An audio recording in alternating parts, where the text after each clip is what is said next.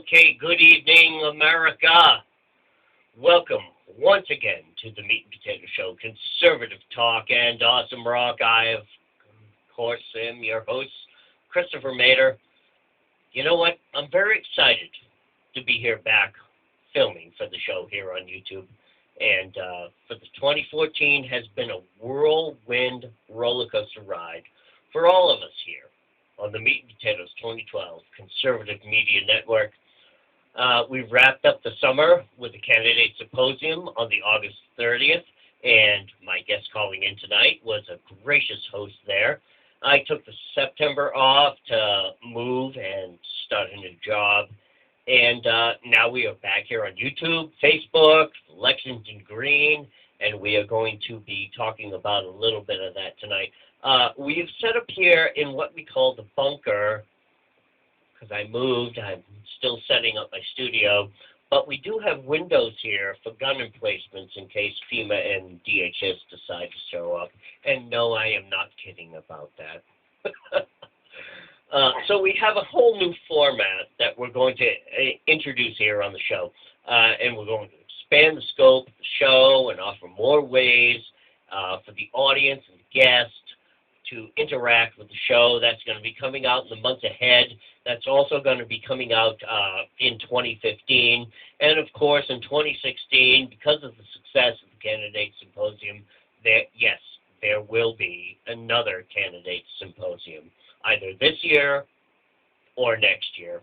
There's always a off-election season that always goes on, and so we'll gauge that as it goes on. But one of the things that I wanted to reintroduce here, something that I had done when I was on radio back at WCW, and it was called The Diatribe. And it was basically a reading from my Lexington Green blog spot. It was a great success then, and many people had written to me privately, why don't you do that? And I said, well, the format of the show had changed. We were just doing the interviews. We're gearing up to 2014 and the election, so I kind of put that away. But now that we're rolling into the end of the elections and we're rolling into 2015, I decided, you know what, this is something that I think should be reintroduced. And so, without further ado, ladies and gentlemen, it is time for the diatribe. And one of the great things about the diatribe is that when I read from this and I talk about this, is that the guest who's calling in actually gets to listen to this, and it's great for them to opine upon that, talk about the things that I had said, and it helps lead in to the interview as well. And we will get to the guest, and we will introduce. It's great. As always on the Meat and Potato Show, we have nothing but great guests. And so from Jack Nicholson, from his role in Batman, this town needs an enema. And I would add a full flushing. I mean, good God in heaven. This state has gone, as Archie Bunker would say, straight into the dumper. Where in the world does a Republican dressed as a Democrat get all the press? You see, folks, we've watched this time and time again. We see the one hopeful candidate up on the stage, under the lights, in front of cameras, captured on YouTube. Talk about a guy like me, from Worcester, Mass., shoestring budget. He gets candidates to show up for a forum just by posting a Facebook page. Yet the massive party money and the massive press jilts the grassroots candidates to the equivalent of a spoiler level. I mean, who decides this crap? You know, I have to take my hat off to all those candidates to stick their necks out, take out the loans, put up their houses collateral. Why? Because they believe in this notion of constitution, of republic, of service over self to run for office. I know. I interviewed these people, many of them, from across this nation since 2010. I spoke at the candidate symposium when I gave my speech. Over 125 candidates. It's almost bittersweet. Bittersweet in that so many step up over and over and over again. And then they get shafted by the process each and every time. We talk about an election process being the secure foundation of our continued freedoms, yet we are all well aware that process is rigged and flawed. We hear about the occasional upset, and we have that collective moment of hope, but for every upset, there are countless losses. Countless losses from candidates who reflect and carry on what our founders envisioned what public service should and must be.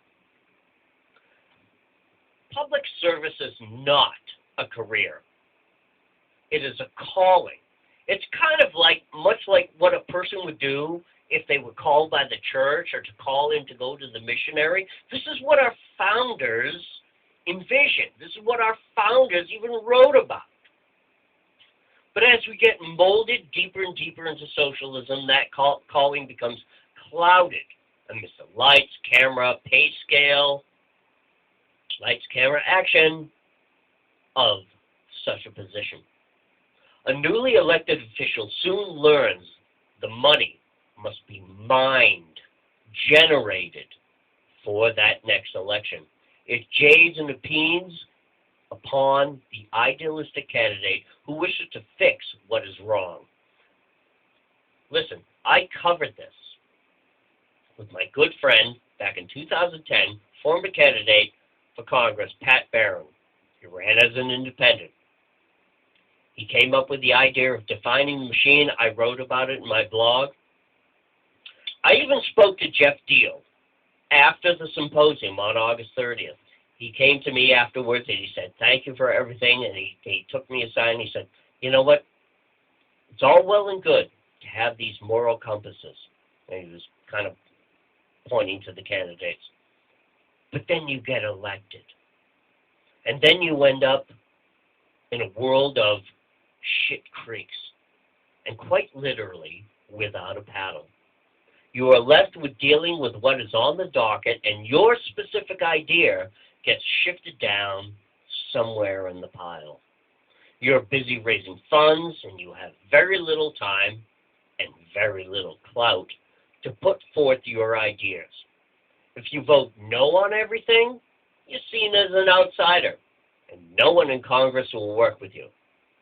Vote yes, try to compromise on some bills here and there, and the constituency that got you elected views you as a turncoat. Either way, you're screwed as a legislator. Let's take in case in point Scott Brown. You know, I view Scott Brown as a man of integrity. I know Scott Brown. I've met Scott Brown. I met his wife. I worked on his campaign. This guy was trying to navigate some rough waters here. He soon learned in his short stint as senator here in Massachusetts that this process is a rigged nightmare. To make matters worse, when you wake up from that nightmare, you discover that your constituents are sending you emails telling you that you betrayed them. Either way, you are screwed. So, what is the incentive for a local man or a woman to run for this higher calling? In short, there is none, save the moral compass of the individual who decides to get hung out to dry in the process. Case in point, my good friend and 2014 candidate for state rep for the 13th district here in Worcester, Jackie Costas. This woman had nothing to gain from tossing her hat into the ring. She could walk away from this thing tomorrow, and no one would blame her. But she could not stand by one more day and watch her adopted nation slide into the very same nation she escaped from. I covered her campaign earlier this year, and I have the link here on the Lexington Green, and I interviewed her on my show, and that link is also off of Lexington Green. Has she been written up in the local liberal-dominated press? Well, one would think they would, right? I mean, after all, think about this. She has all the right credentials. Latino immigrant, escaped communism, took the oath of citizenship. Typical American immigrant success story, right? Sounds good, right? Right? Everything's right there, right? Except for one slight problem. She's a Republican. And more to the point, she is affiliated with a local Tea Party organization. Well, we can't have that now, can we? Interestingly, the seated Democrat, Representative Mahoney, who didn't think he would have to face a challenger, well, that's par for the course here in Massachusetts, once he got wind of Jackie Costas knocking on doors, he opened up his DNC war chest. But don't expect Mahoney to be knocking on your door anytime soon, folks. He'll send someone to do that for you. Jackie, on the other hand, will be more than glad to meet with you personally. You see, folks, these are the people I'm talking about, the ones who beat the bricks. They meet so many people as they're knocking on the door. And my guest here, who will be talking in a few moments, he can attest to that too. They knock on the doors, they beat the bricks, they beat the streets. Then guess what? They have to get up the next day and go to their jobs. They come home exhausted, and then they go out and do it again and again and again and again.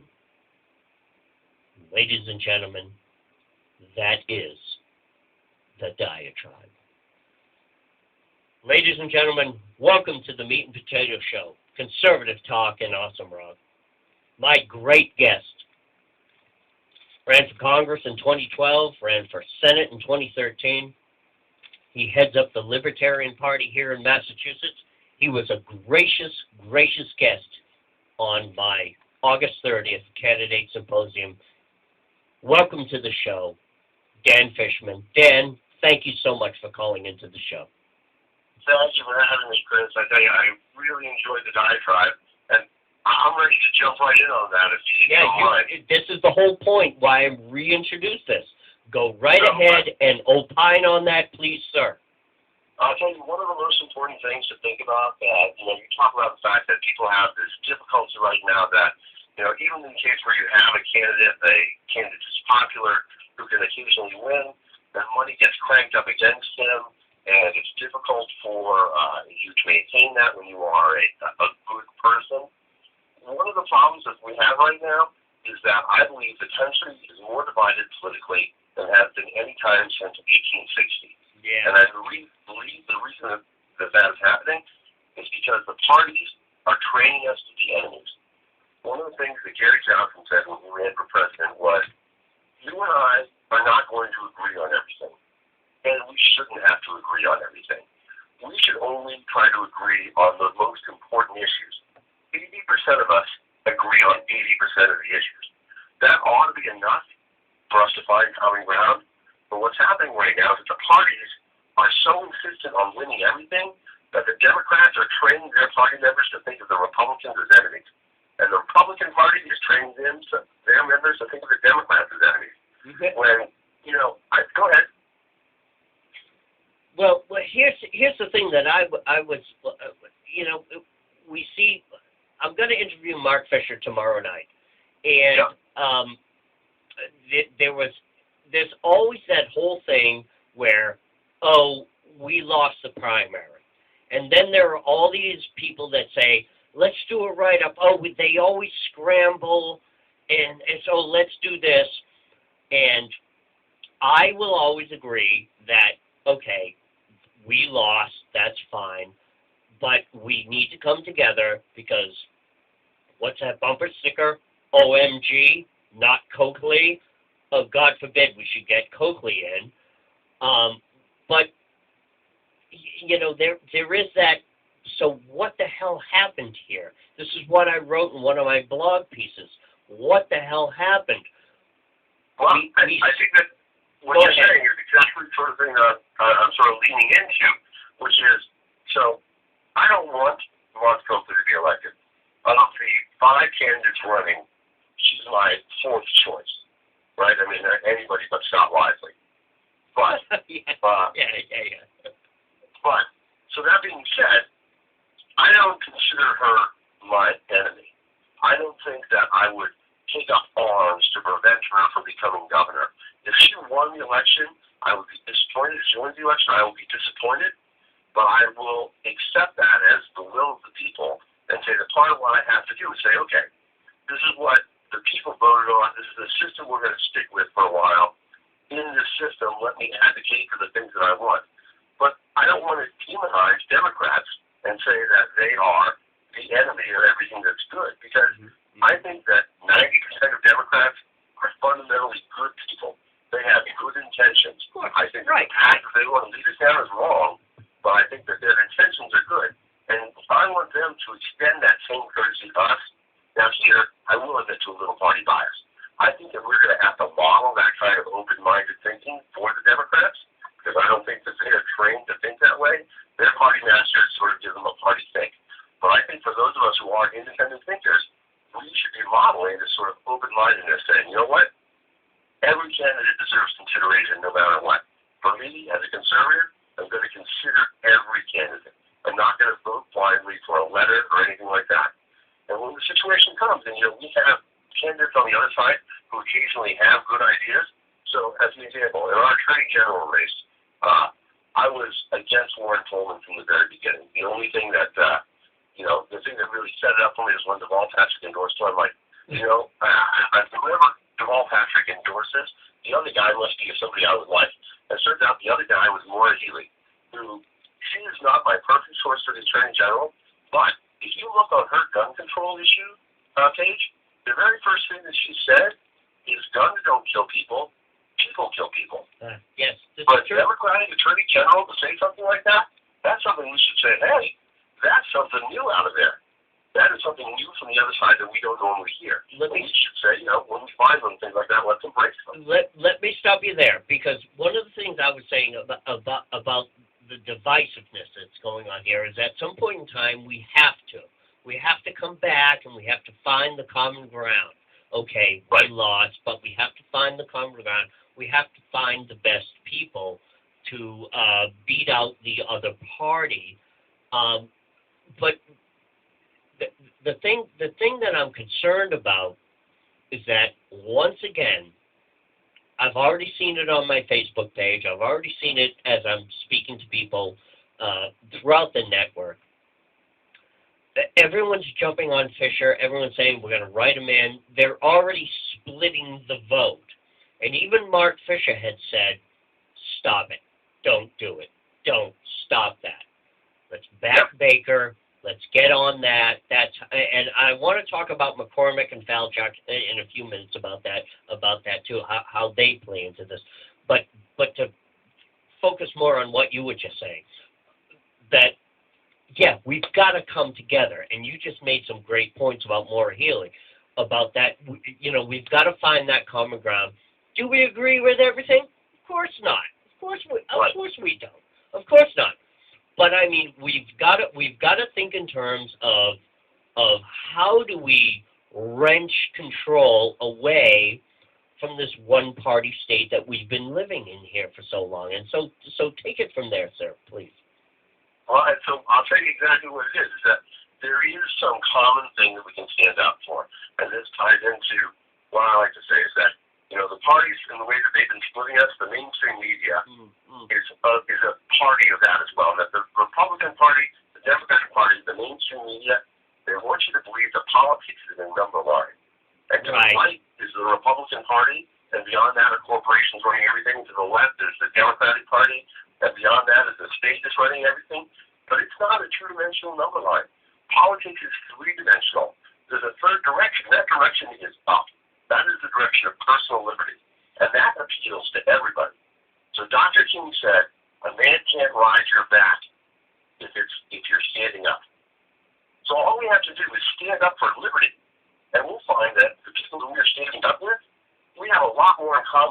with them, the idea of we ought to be able to run our own lives. And that's not a right or a left issue. And what we find is that there is actually overlap on some of these issues. So if you talk about, legalization of marijuana, that is a personal liberty issue.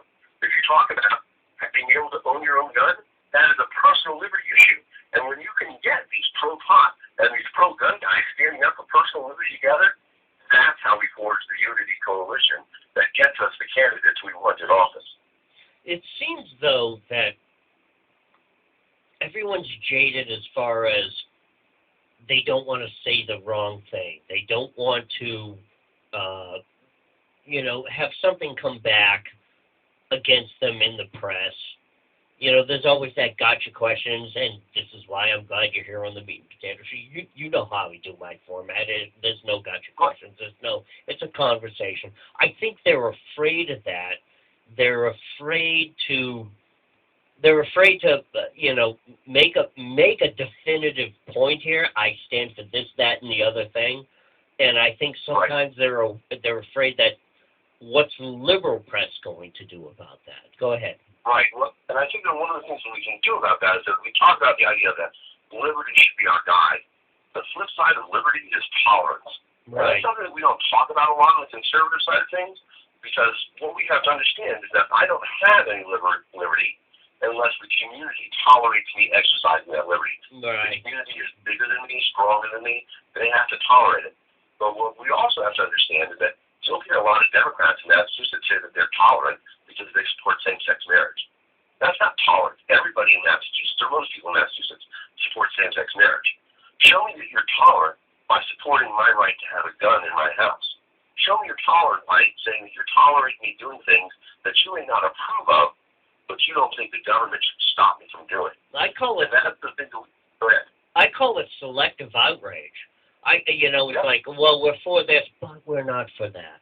Well, we're for this, but we're not for that. It's always selective outrage. And as far as the gay marriage thing, as a conservative, quite literally myself, as I call myself a constitutional conservative, I have this about gay marriage. I have this attitude of I don't care. And I don't mean like, I don't care. No, I mean, I don't care because I'm a constitutionalist. You guys go off and do whatever the hell you want to do. I don't care. Just go do it. And I'm having a barbecue next week. Why don't you guys show up? It's like, I don't care. And we say that all the time, saying that when you're a true liberty candidate, you never have to apologize. You never have to worry about saying the wrong thing. Right. Because liberty is always your guide. Right. Liberty is always your guide. What happened? You talk about the Defense of Marriage Act, right? Who signed the Defense of Marriage Act?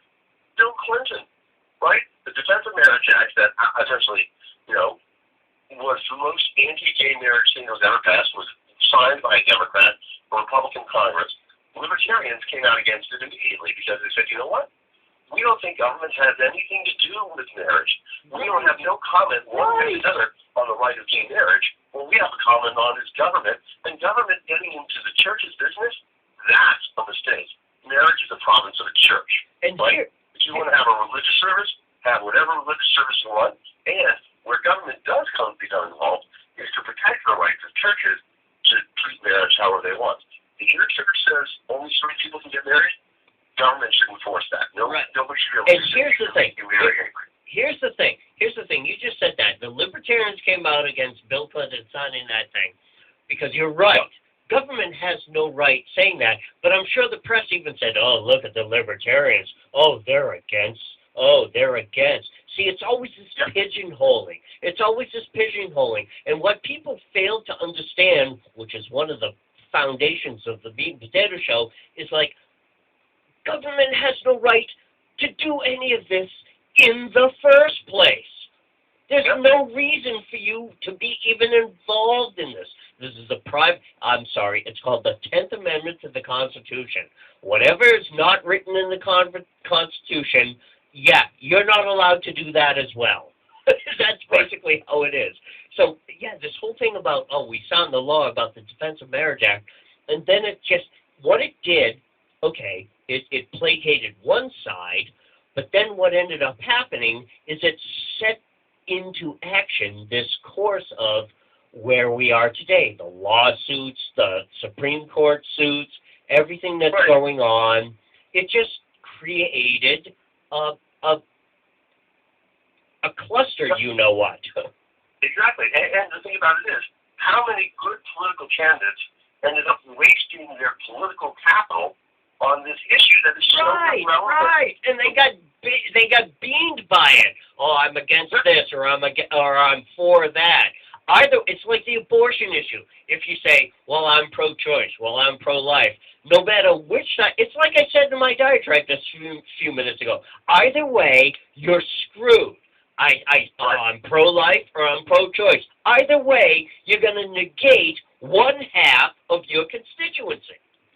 Right. Well, I'll tell you, you know who I think had the best answer to that was Ron Paul. Yeah. When he said, yep. You know, here's the question. If you want to talk about a law involving abortion, when you talk about law, let's talk about the police force. And let's talk about how you're going to police this. Now, if you know a woman or a family that has had a miscarriage, you know that is among the most traumatic things that can ever happen to a family. Now, imagine the situation. They have a miscarriage, and their doctor has to report, well, you know, I know they were pregnant, they weren't anymore, and now the abortion police have to come and knock on their door and inspect them and say, you know what, we need to investigate to see whether or not you had an abortion. Yeah. Do we want to have the police doing that? Ron Paul said, we are never going to solve this issue through laws.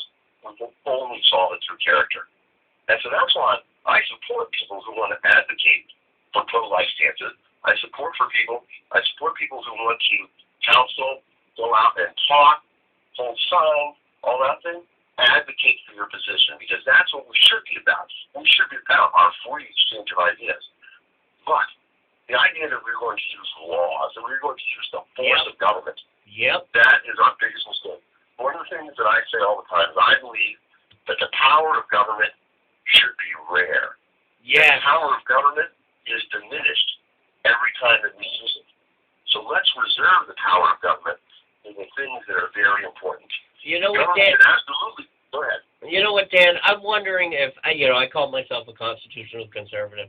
I'm wondering if I've just been a libertarian at heart all the time, because I completely agree with what you're saying. You know, all this crap, it's like, I look at stuff.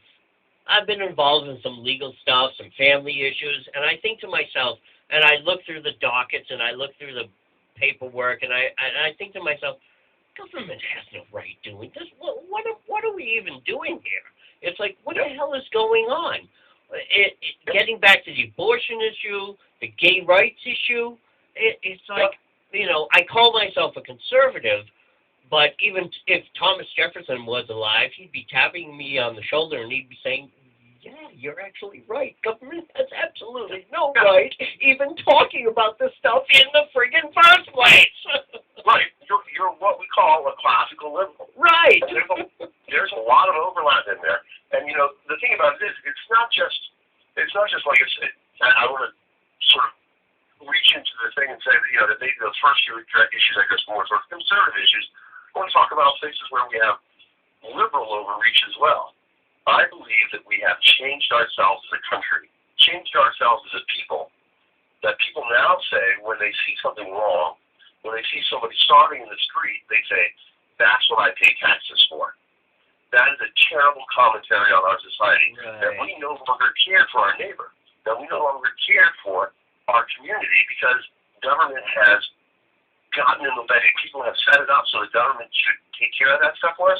I reject that notion, because I think that when we have society that is built on us not caring for each other, that's when things are really going to go to hell. Right. That's, again, Thomas Jefferson, that's what he said. Everything is, it's your responsibility as a community and as a society to take care of these people. It's not government's responsibility. Oh, exactly. God, Dan, thank you for coming on the show. That's unbelievable. Dan, let's move on a little bit here. Let's move on. I had worked on the eliminating the gas tax that has been, of course, it's going to be ballot question number one here. What was amazing is that quick story here. I ran into in November, when we were first getting the petitions, no one knew what was going on. Nobody understood. As we explained it to them, I ran into some people that were willing to sign. They didn't agree with it. Then I ran into some people that were like, well, I like the taxes. The taxes pay for roads and everything else. Right. And, of course, I went and, I've done so much stuff on the Meat and Potato Show covering all of this. It'll take another hour and a half of radio interview just to cover it. Anyway, sure. So we finally got the petition signed, so we were able to go on to the next round. So in the late spring, early summer, we started getting the next round of petitions. By this time, people had been informed. They'd been watching on the news. Oh, what's this thing going on? And so they just clicked on the internet, or they watched the local news, and they got informed. And so naturally, of course, I have it right here in my hand, the ballot question that is going on. I mean, what is with our legislators that they thought in their collective insane minds that this thing would actually stand? And go ahead here. Well, I think that, first of all, their reason for passing in the first place, in Massachusetts, the government wants to accumulate money and accumulate power. The problem with that is that when they try to do it blatantly, there are political consequences. If they raise taxes, they know that Massachusetts responds negatively to that. We had our own citizens-based initiative, Proposition 2.5, where we were able to control taxes. I remember. But what they did, yeah, exactly. So what they did here was they set up a situation where taxes will go up automatically, and they feel like they don't have to face the political fallout for it. So taxes go up, and your congressman will say, I would have voted against it if I could have. I'm actually against those taxes. But darn it, they just went up automatically again, and I couldn't stop it. But we can't stop it. You and I and a bunch of other conservative people out there are getting the word out. And what's astonishing to me is it's working. It's resonating. We are running into people now who understand what the ballot initiative is about. I mean, it is triply worded that, what we have to do is we actually have to vote yes to get rid of the tax. Yeah. But I think people understand that now, and so that's good. And I'll tell you, I was out campaigning for Rick Marciano, who's running for state rep here in Beverly. Yeah. And we started talking about the fuel tax. And I actually ran into a person who said, I support the fuel tax. I'm like, you support the fuel tax? Why? And he said, well, I am an environmentalist. I think the gasoline should be more expensive so that people carpool more. So I said, you know what? I disagree with you, but you are the only person that I ever met who had a reason why it made sense other than giving more money to the government. I completely disagree with that idea. I don't think gas should go up. I think people should, pay what the market will bear. We're not about giving more money to the government. But the idea that the message is getting out there now and everybody's going to be informed, that's critical to this. Right. There was a write-up in Commonwealth magazine by a man named James Aloisi, and I wrote a blog piece and published it not only in my blog but with the Worcester Herald and across all my social media. And that here's the thing about the gasoline tax, and because I work so closely on this, one of the things after I investigated it and worked on it, and this is the thing about what I do here on the Meat and Potato Show, I don't get involved in something unless I know exactly what I'm doing and what's going on. Here's the thing that I deduced from all of this, and it came to fruition when I interviewed Karen Anderson from Western Massachusetts, who on my show. You know who I'm talking about, and you've seen the interview. One of the things she had said is, this is going to hurt us the most because we live out in Western Massachusetts.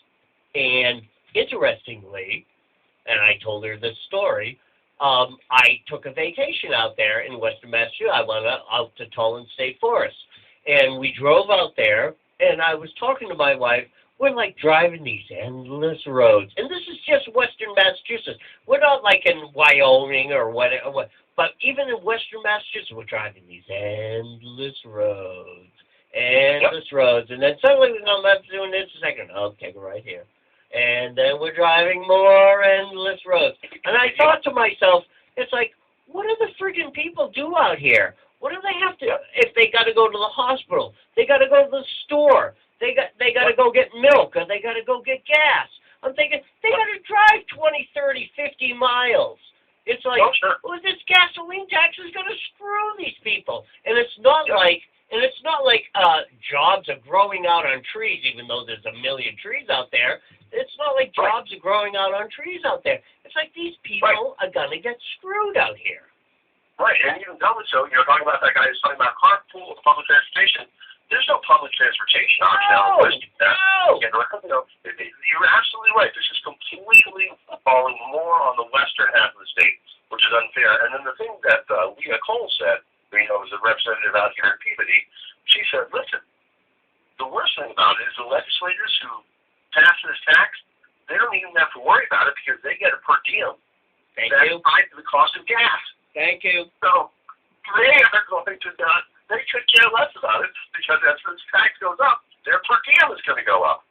It's completely ridiculous. And here's the other thing too: it's tied. It's indexed to inflation, and as we all know, everything gets shipped in by truck, train, plane, boat, everything else. Yep. Guess what? It all runs on gas. So every time the gas tax goes up, that means our food goes up. And then when the food goes up, oh, look, the food went up. Food and clothing went up? Well, that means we have to raise the gasoline tax. Oh, automatic gas tax. Oh, isn't that nice? And guess what? It's called runaway inflation. Yep. And, here's another thing, a great consequence of this. We talk about unintended consequences all the time. We are moving more and more towards a delivery-based society. You order anything from Amazon or the internet, it gets delivered by FedEx or UPS or anything like that. If you were FedEx or UPS, why would you base your fleet of trucks in Massachusetts when you could base them in Rhode Island and New Hampshire, still cover the same area, and you wouldn't have to pay the gas tax when you fill your trucks up? And New Hampshire, we're just immediately sending 2,000 jobs out of state. And let me stop you right there. Now we start talking about the inventory tax. I work currently for a company. We have one small warehouse here in Massachusetts because we have to serve this area. And the company I work for, and in fact, the people that I work for and the managers and everything, they even spoke to me and they even asked me about this. It's like, yeah, you guys are paying higher and bad taxes here because you have this warehouse. Well, that's why we have this small warehouse.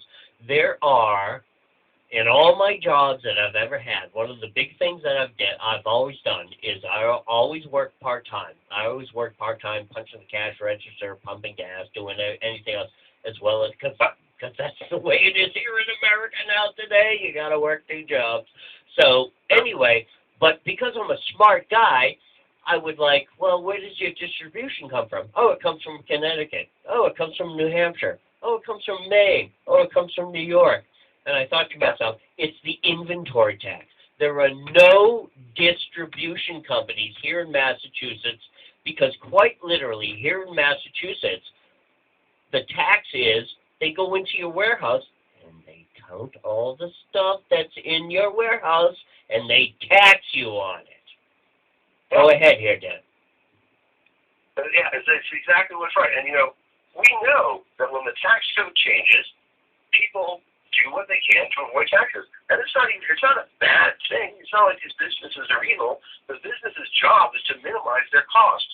Right. They're not moving jobs out of the state because they're evil. They're moving jobs out of the state because they're supposed to minimize costs so they can do the best they can for their customer. We see that, now on a national level, right? We see this whole inversion thing happening where, Burger King is going to Canada. Burger King's not going to Canada because they're evil. Burger King's going to Canada because we forced them to with a tax structure that said, hey, it makes a lot more financial sense for you to be in another country. Massachusetts is getting ready to do the same thing with this fuel tax. And we are becoming just like California. Governor Perry has actually gone to California and advertised, come to Texas. You don't have those taxes. And guess what? California, there's like a mass exodus. In fact, I even have a euphemistic term of Massachusetts. Everyone calls it Taxachusetts. I call it tax mass exodusachusetts. Everyone's leaving the state. I mean, in fact, all the candidates that I interviewed coming up into August 30th, practically every single one of them had said, yeah, you're right. Since Deval, Patrick, there has been no new businesses here in Massachusetts. No company has said to themselves, I want to go to Massachusetts and build my new company. Go ahead, Dan. Right. I was going to say, we have excellent evidence of this because how many congressional seats did we have in 2010? We had 10. Yeah, right. We're losing population. That's right. Exactly.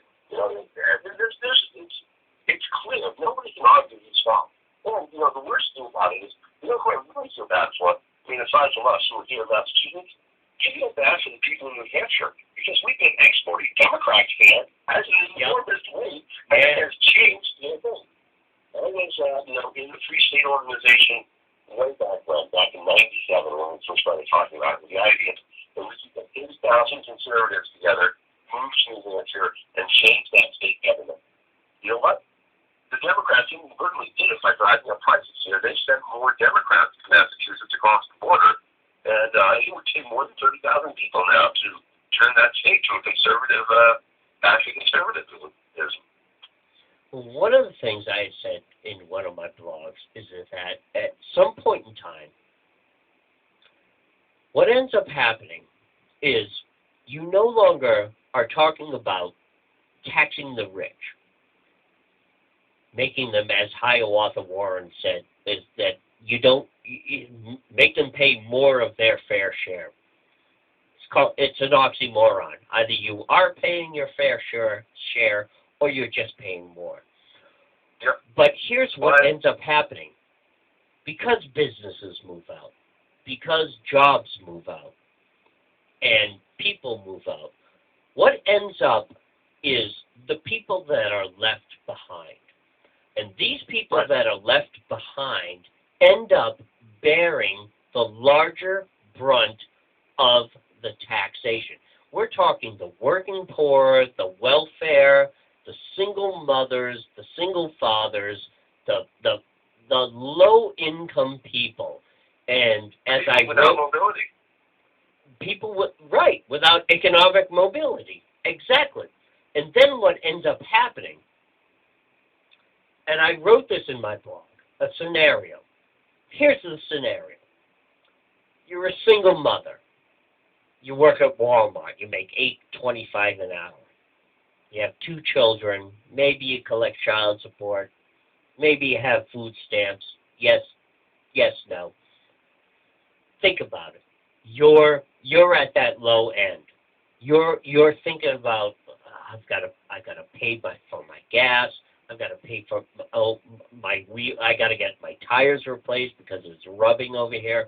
You've got economic problems in front of you. Now, let's talk about the DMV. I was there. I filmed it. I was there. The meat and potatoes was there. They're going to raise this up 75%. Think about that single mother. I got to pay $50 for an inspection sticker, but I know I'm not going to pass because my tires are blown. And that's going to be $200. I can't get that done. I can't pay for that $50 inspection sticker. I have to put food on my table. So then her inspection sticker expires. Guess what? She's driving to work to her crappy job, trying to make ends meet. And guess what? Cop pulls her over. Boom! There's another fine. Again, it's just compounded. It turns the poor people into criminals. And all it does is it just cripples these people. Go ahead, Dan. Yeah, well, the thing about this, you're 100% right, because when, Elizabeth Warren talking about, what people's fair share is, the big thing that sort of sponsored that whole blow up was when Warren Buffett wrote that article about how his effective tax rate was less than his secretary's. Yeah. So his effective tax rate that year was 16%. He had made $42 million of income that year, which means he paid 7%. He paid $7 million in taxes. You know what? $7 million, that should be one man's share. That should be more than one man's share. Sure. I don't care what his income is. Yeah. If the government requires you to pay more than $7 million, what we're setting up is an idea that you and I are not equal investors in our government with Warren Buffett. We need to have a thing where you and I feel like we are equally responsible and in charge and taking care of our system. The idea that, we're a country that is funded by the rich, I don't buy that. So I'm not a millionaire. I'm not even a one percenter. And I have no problem with the rich either. Yeah, you're right. They fund the country. Yeah, go. Good luck. Go for it, man. Yeah, I mean, and, people can do what they want. I applaud everybody doing charity. Just give as you feel you should. Give from your heart. But the idea of what government should be doing what is the business of us. What you and I and everybody working together can provide for government to do. The idea that, we're going to take from the rich to fund government, that doesn't appeal to me. As somebody who's not rich, that bothers my idea of fairness. I want a system in which you and I are doing what we can, and we are providing the services, we are providing the government that we can. It keeps us together, but we are working together, rich and poor together. Because, that's the promise of America. When the people came over here from foreign countries, they were escaping a system of kings and princes. And America's not about that. No more kings, no more princes, citizens. That's what we are. We are citizens together. Right. Here's the thing, too. Getting back to what I just said about that poor woman, that poor person, what I wrote in my blog. If this was 1900, it would have been a different story. It would have been a different thing. I mean, first of all, they wouldn't even do registration, insurance on your car. What are you talking about? But this is what I mean. It's just always the society we live in now is just more and more and more. It's always on top of. It's always just it's just incredible. And I work, but I call myself, my wife always hates it when I do this, but no, I'm working poor. I do the show on a shoestring budget. I do it here in my own home. But I'm that ilk of people. That's why I wrote that in my blog, because I've been there. It's like, yeah, I can't afford this inspection sticker. I can't afford the new tires. I can't afford to get that thing fixed on my truck. But I gotta go to work. I gotta put food on my. And then sure enough, the blue lights go on in your back window, and now you just hit again. You're just hit, and you're just one police ticket or one new tax away from financial freaking ruin. And it's nuts. You can never ever get ahead. And what I said. You know what? In Massachusetts, as much as it's a Democrat state, and we're liberal, and we're here for the poor, and we're here to help the disenfranchised, no, you're not. You're here to penalize, you're here to tax, and you're here to, arrest and get everybody in there and take whatever you can from them because you've sent all the jobs out of the state. This brings me back to my earlier question. You sent all the jobs out of the state. You can't tax these big businesses anymore. So where does your tax base come from? It comes from the poor, the average, the everyday, the fees, the fines, everything else. Go ahead, Dan. No, I was thinking, you're 100% right about that. And the problem with that is that, Massachusetts has been a system where they are an iron fist in a velvet glove. This velvet glove, they're like, we have all these nice services for you and stuff like that. But if you screw up, the iron fist is going to come through and enforce on you. Yeah. And that's, as terrible as it's been. Like we saw that with the DCS, right? where DCF can take Justina away from her family, that is the iron fist of Massachusetts government. And if the DCF can, ignore a kid who's been missing for however long, that's the stuff that's killing us right now, is that when the government does get in there, it has this iron fist of power that's just ruining Massachusetts. Let's move on to that. That's a very good segue. Let's move on to that. Let's talk about the power of the Massachusetts government. And I've interviewed many candidates. Massachusetts is not alone. We're not alone in this. I spoke to somebody running out in running for Senate out in Oregon. It's the same thing out there. I've spoken to people in Nevada, Texas, everywhere. It's the same thing. The state seems to do the same thing. That where they're just getting into the minutia of everyone's private, personal lives. I'm going to be speaking to somebody next week. We're going to talk about American Indians and the way Child Protective Services gets involved in that. It's another expose that I've been doing many times here on the show. But this is it. This is the power of government. It seemed like,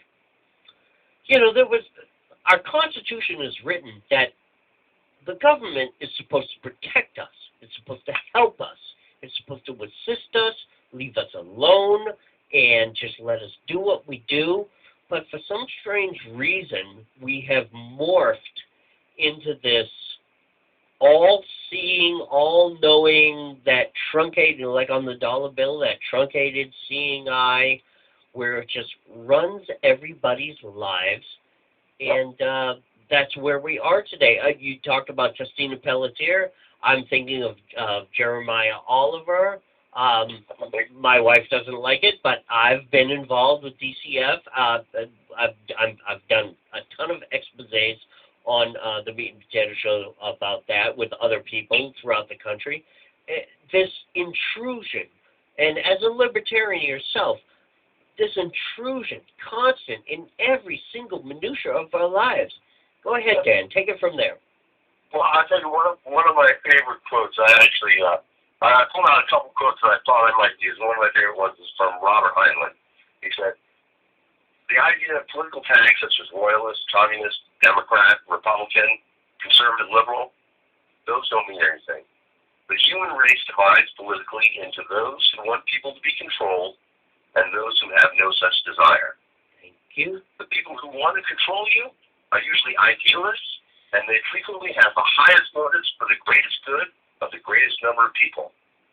And other people may be surly curmudgeons, they might be suspicious, they might lack an altruism, but they make much better neighbors. Let me stop you there. Let me stop you there. Yeah. Let me stop you there. Leon Trotsky. What did he say during the Russian Revolution? He called these individual tribes and people throughout Russia, as they were trying to institute communism, he called them racist. Oh, they were racist. Racist? What do you mean? It's because they just want to be left alone. We want to adhere to our race. We want to adhere to our own culture. We want to be left alone. You guys want to do communism? You go have a good time. Go have a good time. Leave us alone. We're the hell out here in the middle of the woods. Leave us alone. And that's how I feel. And in fact, you know what, Dan? I might actually be a closet libertarian because I'm that same way. Leave me alone. Go ahead, Dan. Well, I was going to say, you talk about, this idea of Trotsky and sort of communism. And here's the thing. If we think about how we all run our personal families, that is the Marxist phrase, from each according to his ability, to each according to his needs. The people who can work in the family work. The people who can't work, children, they get taken care of. When your children get old enough so they can do a little bit, they can set the table, they can do some chores, you have them doing that. That's the general principle of actually Marxism.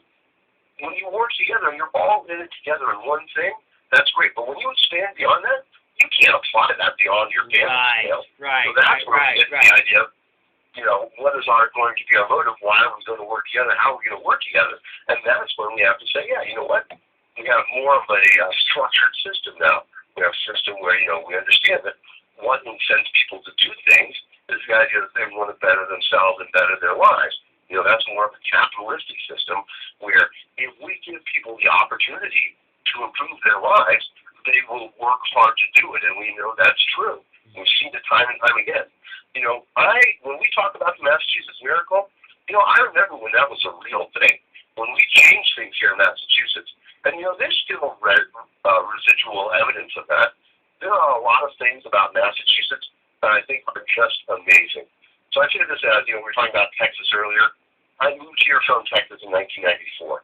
Among all the things that I list about who I am, Texas is still one of them. That upbringing in Texas stuck with me, and there's a lot of state pride in Texas. You see people wear shirts with the state of Texas on it, belt buckles, women wear earrings. That never happens here in Massachusetts, but it should, because Massachusetts has these amazing things about it. And the number one amazing thing about Massachusetts is that we are the home of liberty. There would not have been an American Revolution without John Adams. There would not have been an American Revolution without the Sons of Liberty. Exactly. Right?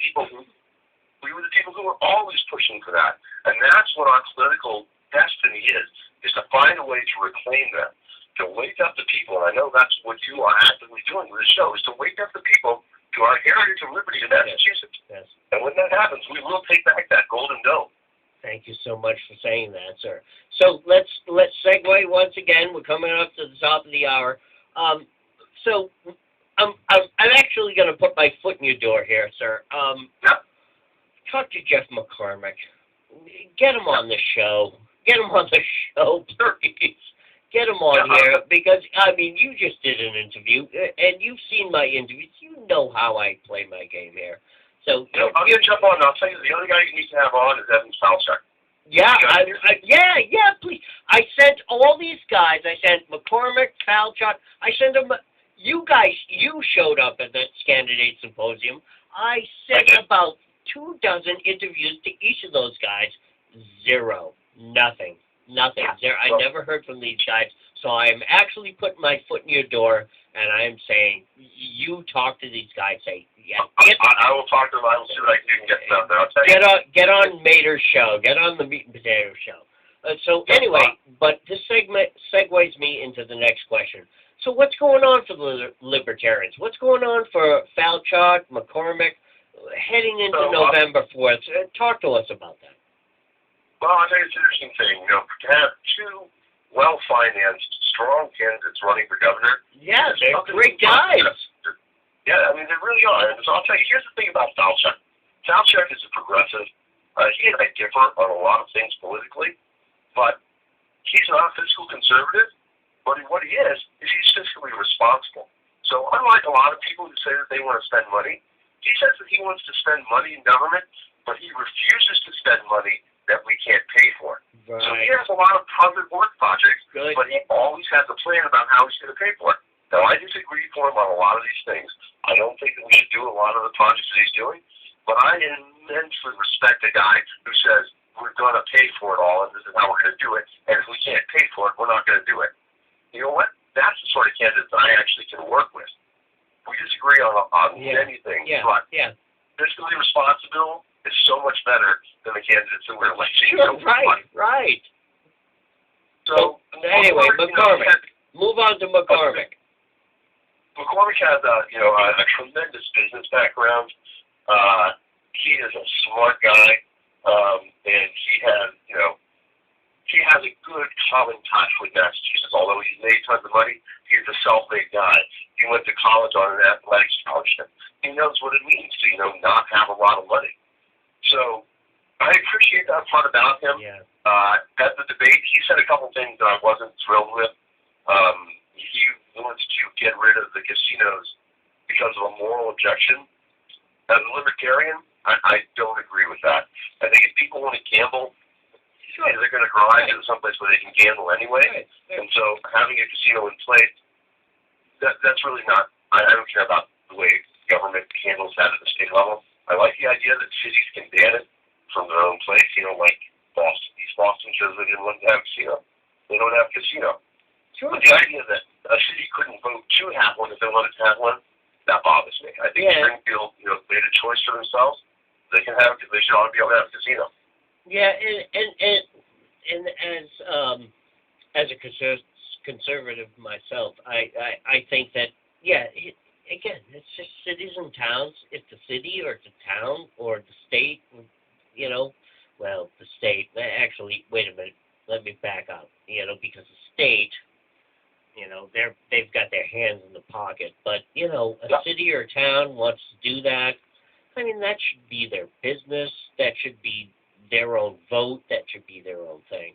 Yeah, and we can talk about that on another interview. But Dan, thank you so much for being on the show. So what's next for the Libertarian Party? We're heading into November 4th. What's going on with McCormick, Falchuk? Are they going to be a write-in? Are they what? Talk to us about what happened after the primary. Go ahead. They're on the ballot, and the most interesting thing that Falchuk is doing is, he's running, and he's formed a party called the United Independence Party. Yes. Now, he had me into his office about a month ago, and he said, "And here's the thing. We know that the Republicans and Democrats are killing us right now. Yes. My candidacy is going to get more than 3%. Come November, no matter what happens, we're going to have major party status, which means we're going to open up town committees, which means I want you to run the town committee in Beverly. I want some independent to run the town committee in Worcester. I want a Green to run the town committee in Brookline. All you guys organize your town committees, and we're going to start building a third party that is the collection of everybody else. So anybody who's an independent, anybody who's a Green, anybody who's a Pirate Party, anybody who's a Libertarian, we want us to all work together with the idea that we should elect somebody who's not a Republican or a Democrat. Now, if we have a place where a Green and a Libertarian want to run in the same place, and of course they're politically completely opposed to each other. But so what? We'll have a primary. That's how we should solve that sort of problem. And then when the time comes, we get together and we are stronger together as a people. Because right now, the Greens, J.P. Lowenthal was trying to run against Capuano for U.S. Congress as a Green. Mm-hmm. He went out and he collected 3,000 signatures, but he collected them on white paper. He made Xerox copies as opposed to as an independent, you're supposed to use gold sheet. So Bill Galvin kicked him out of the race, which I think is wrong, but they kicked him out because he had the right parties. But you know what? That's a mistake for not having a well-organized party. If we had consulted on that, the Libertarians could have told them, hey, you got to use gold papers. And in fact, Jeff McCormick, when he came to speak to us in Worcester up at Brad's building, Chuck was gathering signatures and he had white paper. And we said, hey, you're going to have to get gold paper. We guarantee it. And sure enough, he went in. And somehow somebody told him wrong. So fortunately for him, it was early in the process, and he was able to gather all the signatures on gold pages. I remember filming that. I was there that day. I was there. Exactly. You were there. I was filming that, and that was great. And here's the thing. Here's the thing. It just seems like the Libertarian Party, that they're not only are they negated by the mainstream press, but somebody like me, and I'm actually gonna kind of put my boot up your ass here. That I was like, come on, guys, come to the symposium, come on to the show. One of the main foundations of the Meat and Potato Show is that I always interviewed the outside guy, the outside person, because no one else will. And so it's like, come here and I can spread it. I can make this happen. I can put you out there on social media. I can make it happen for you guys. And I never got anything from you guys. And the fact that you showed up at the symposium was great. And I think, who was the other guy? There was one other guy. No, but there wasn't actually. So, think how many people were around the table, right? I think we had 12 people around the table. Yeah, exactly, at the table. But there were another 2 or 3 that were standing at outside that Right. quite didn't want to be involved, but were Right. involved. But there were three people at the table who were libertarians. There was Yeah. me, there was Bob Underwood, who was the deaf gentleman on the That's corner, right. That's right. and Mike Coombs, who was sitting next to me. That's right. If you think about it, we were, probably about, let's see, 3 out of 12, 25%. Let's say, a couple other people, the guy who was in the phone. Right. We were Right. 20% of the people at the table. That's So right. we're growing. And that's Right. that's what I'm doing this year. So as you said, I ran for Congress in 2012. I ran for Senate in 2013. At the end of 2013, I was exhausted. Because as you talked about in your diatribe, running for office and having a full-time job is exhausting. It's It's not just exhausting, it's also diminishes your resources. In my 2012 congressional campaign, John Tierney spent $4 million. Richard Desai spent $4 million. I spent $12,000, almost all of it my own money. And that's a lot of money to me. Yeah. I did it because I felt I had to, because I had to talk about the things that nobody else was talking about. But you're right, it was an exhausting thing. So what happened at the end of 2013 is the party came to me and they said, look, you are an excellent candidate. You're probably the best candidate we got running, but we have to grow the party. And so we want you to do what you're doing, find a way to train candidates to get people running. And so that's what we're doing. This year, we're running 8 candidates across the state. We have 2 exceptional candidates. Rick Marciano, running in Beverly, who I think is going to win. Yeah. His URL is rickmarciano.us. An amazing guy. He has led the fight on the North Shore against Common Core. He's actively campaigned against the fuel tax. And our current state rep had to resign because of an ethics scandal. Now, in Massachusetts with Democrats, that's usually a plus, but I'm hoping the citizens of Beverly are going to recognize that the ethics scandal is actually a negative and vote this guy out of office. Down on the Cape, we have Heather Mullins, who you met, Yep. who is running for state senator. She is a strong Second Amendment candidate. She's a single mother, 23 years old. Yep. And she is hardworking. When Great she got woman. laid off from Great her, woman. Yep. she got laid off from her job at an insurance company. So her attitude wasn't that, I should take unemployment. She wanted to work at Dunkin' Donuts because there was an opening there that she saw. It's like, I want to work. This is the legacy that I want to show my daughter. Getting back to what I said in my blog about these people go to their crappy jobs every day and then get out and hit the bricks. Yeah, and that's what she's doing. So, she is going door to door, going signs. In fact, she has a fundraiser coming up in October at the Monument Rod and Gun Club. And, that's going to be one of those things that it's going to be a big deal. It's amazing to me how many people she's talking to the president. I mean, it helps that the Republican that she's running against is not well regarded by Second Amendment people. And the Democrat that she's running against is just not popular on the Cape at all. He actually lost an earlier election. So she's got a shot. It's tough. She's 23 years old. And like I said, she's a single mom, so she has a lot of time. She has to invest in taking care of her daughter. I expect that entirely. I don't know if she's going to be able to pull it off. But she's out there, and this is her first campaign. She's making a name for herself. Dan? Got a couple? Yeah. Dan, you, McCormick, Heather Mullins, Underwood. Yeah, in fact, Underwood, I apologize because I'm not sure if Mr. Underwood was able to have enough time at the symposium. Dan, you have an open invitation. Mullins, McCormick, Underwood, get these guys, talk to them, have them get hold of me. I would love to have them on the show. This is what I do here. This is what I've always done here since 2010. This is what I've always done here on the Meat and Potato Show. Get these guys on. I'd love to have you again and all these other people on. Get them on because I want to talk to them. Get this information out to everybody. This is what I do here. Ladies and gentlemen, Meat and Potato Show, conservative talk, awesome rock. Dan Fishman from the Libertarian Party here in Massachusetts. Dan, thank you. God bless you so much. So give a website. Give a website. Something that my audience can get hold of. So people can get a hold of me at www.lpmass.org.